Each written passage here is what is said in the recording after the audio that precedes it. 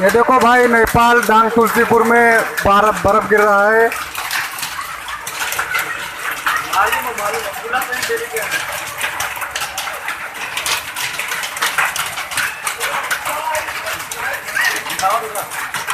हमारे बबलू भाई का मूड फूट गया है यहाँ पे, देखो ये बर्फ की वजह से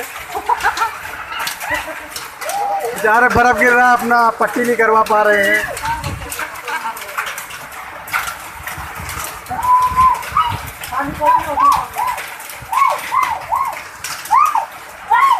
पूरा यार